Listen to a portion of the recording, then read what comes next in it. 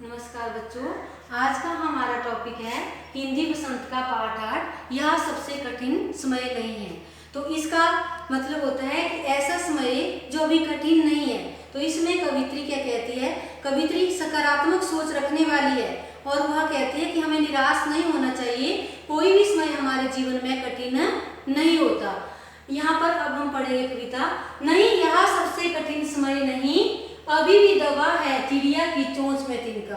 तो यहाँ पर कवित्री कह रही है कि ये समय कठिन नहीं है, क्योंकि अभी भी चिड़िया की चोंच में तिनका दबा हुआ है, जो जिस तरह से वो पहले दबा होता था, और वह उड़ने की तैयारी में है।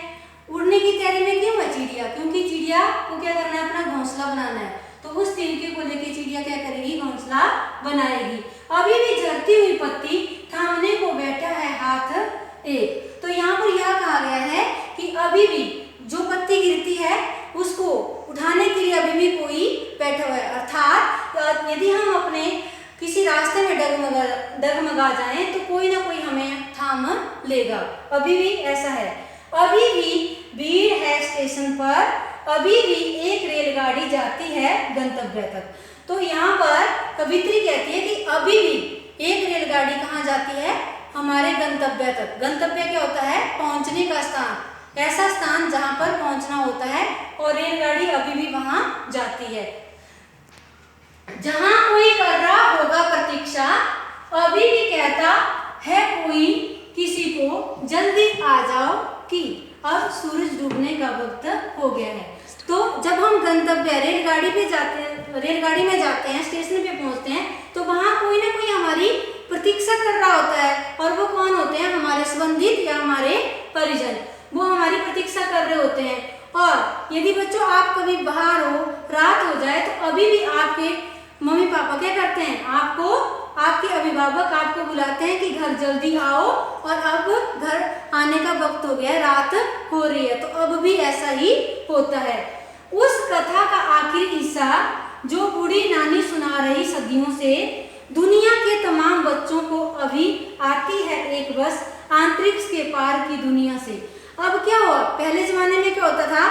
नाना नानी, दादा दादी, ये बुजुर्ग क्या करते थे? हमें कहानियां सुनाते थे, और सारे बच्चे राजा रानियों की कहानियां सुनते थे।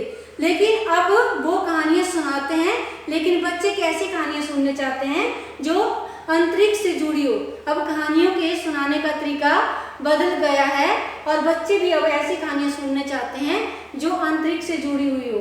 लाएगी बचे हुए लोगों की खबर। अब यहाँ पर कहा गया है कि एक बस अंतरिक्ष से आएगी और उन बचे हुए लोगों की खबर लाएगी, क्योंकि जब जो लोग अंतरिक्ष में जाते हैं तो वो क्या करते हैं? कई बार वहां पर उनकी मौत भी हो जाती है। जैसे कल्पना चावला का आपने देखा है कि वो अंतरिक्ष में गई थी और वापस नहीं लौटी, तो उनकी मौत हो गई थी। और जो लोग वहां से बच जाते हैं, उन लोगों के द्वारा लाई हुई कहानियों को वो बच्चे सुनना चाहते हैं। नहीं, यह सबसे कठिन समय नहीं। तो इसलिए कवित्री कहती है कि यह सबसे कठिन समय नहीं है।